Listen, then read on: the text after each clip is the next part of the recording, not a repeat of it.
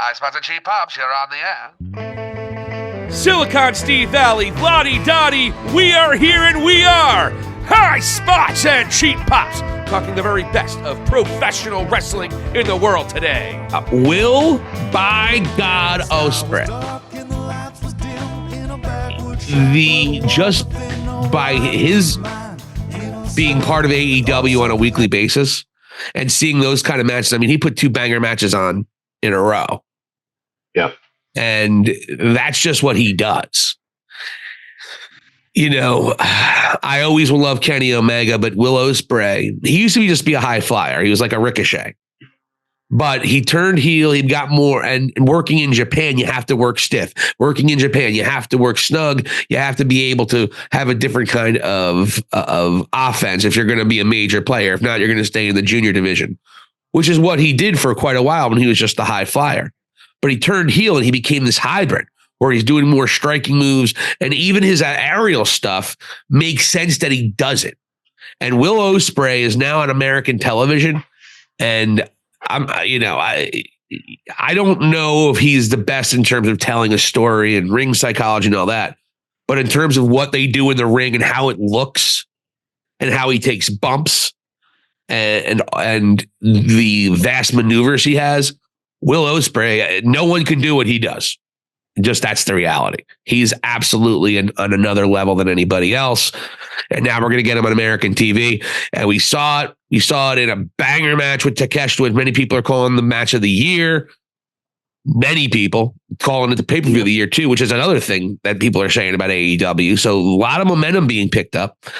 And then Will Ospreay again going back on Wednesday with last night with Kyle Fletcher. Again, there's not.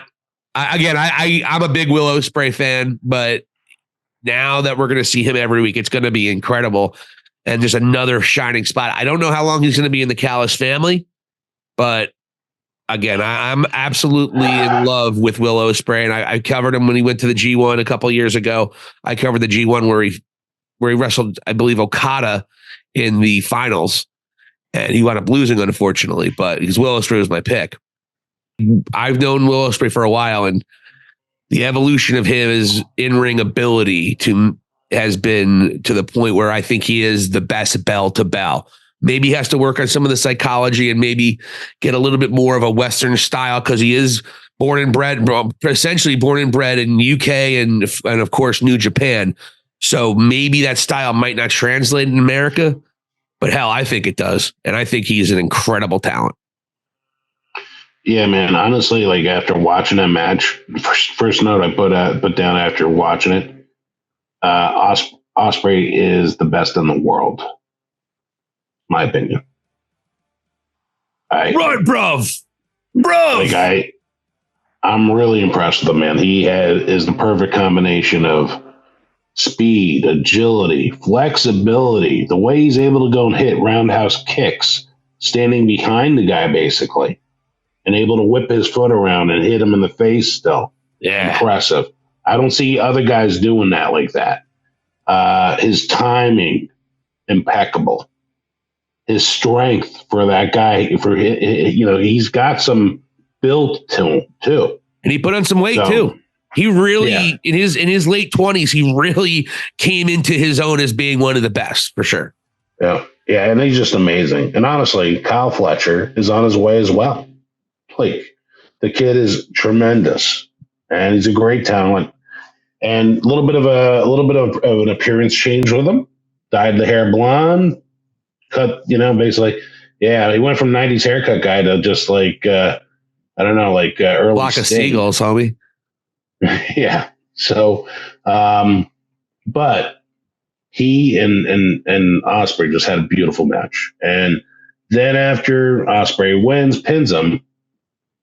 All of a sudden, cue the American Dragons music, and here comes Bryan Danielson. They don't really show any interaction, but they're alluding to a match here at Dynasty. Now, you alluded to this before, and it's kind of like, all right, what Tony Khan does, he's got the EVPs, and he's got the Undisputed Kingdom. And here with this match, it's obvious to me the fans want Ospreay to be a babyface And he's playing it well as a babyface, by the way. Yeah. In fact, when Callis got booed last week, he was like, you can tell there's a little bit of a conflict with Ospreay and Callis. And you have to wonder why Callis is making these matches and having everyone fight each other. You have to wonder. Yeah, like I'm assuming there's going to be a split there of some sort. But yeah, again, it's like, and it's weird because here you have a babyface that's associated with a heel group. Here's Bryan Danielson coming up. He's sort of on his farewell tour, the beginning of it here. He did a babyface thing by respecting Eddie Kingston after losing to him for a second time. So now we have two babyfaces kind of having a match, it seems. And I'm looking forward to it. I mean, I might actually get this next pay-per-view because of that match. Also, MJF might show back up too. It seems like there's some MJ. This is a pay-per-view I'm going to get. I didn't pay for this past pay-per-view. Yeah. Kind of wish I did, but it wasn't a lot of surprises, but you would have liked to have seen maybe Sting's last match, but it was great. But yeah, I think this next pay-per-view Dynasty is going to be incredible. You'll probably have the tag team championship decided in that match as well. Yeah. So I'm 100% with you. Bryan Danielson, though, I mean, the thing about Bryan Danielson, and this is what I don't like when someone announces their retirement so much farther in advance. Yeah.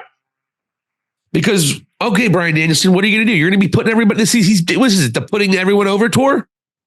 He's lost match after match after match. He's losing more than Brock Lesnar has lost. You know? Hey. That's just a random name you keep on throwing at my country western star from the 1960s. Kind of like Glenn Campbell?